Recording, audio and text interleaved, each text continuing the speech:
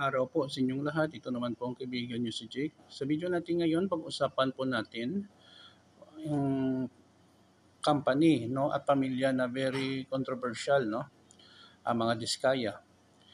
Tungkol po dito sa panahon ni Tatay Digong na number 1 silang kontraktor, no.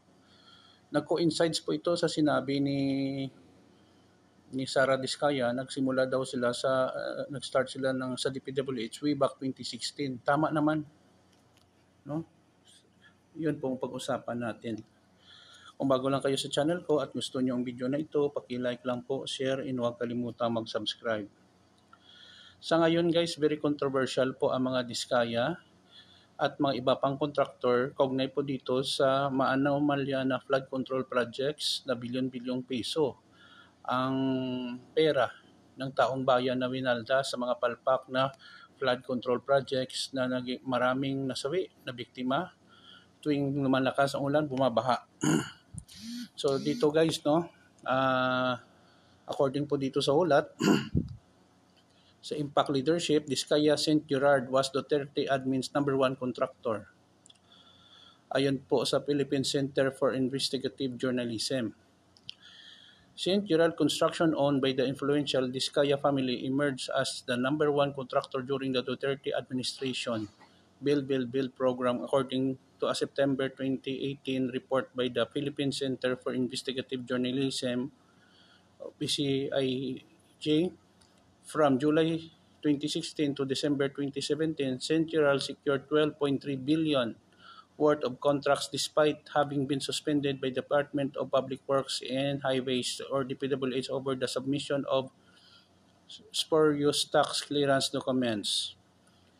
PCIJ found that the St. Gerard and 9 other firms cornered 68.5 billion or 14% of all DPWH awarded projects during Duterte's first 18 months, no, bilang Pangulo po. Several of these companies were previously blacklisted, suspended, or had owners facing grave cases yet managed to secure lucrative contracts. The report noted that the contractors with check records continue to strive under Duterte's flagship infrastructure push while the DPWH's investigation into irregularities drag on. Grabe po ito guys, no? Can you imagine na blacklist na sila pero number 1 contractor sila? Nakikita ko dito sa mag-asawang Diskaya, very honest sila. Tinanong sila kung kailan sila nag-start sa DPWH, sagot ni Ate Sara, 2016. Tama naman si Bato, hindi na nagtanong, no? So dito guys, very obvious na nakinabang talaga sila sa panahon ni Tatay Digong hanggang ngayon kay BBM, no? So dapat po ito imbestigaran at mabigyan po ng hustisya kung dapat silang ikulong o i-confiscate ang mga pera na na-award sa kanila. Gagawin ng pamahalaan po ito. I'm very sure Tatay Digong baka nakinabang din ang kanyang pamilya. Ano ba sabi ng ating mga netizen? Guided by the Holy Spirit talaga si Bato when he asked the question.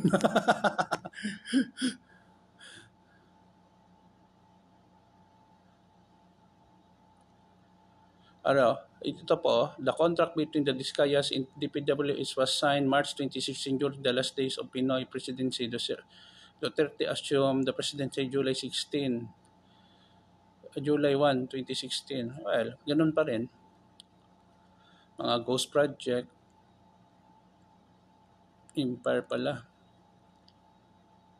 So, ito guys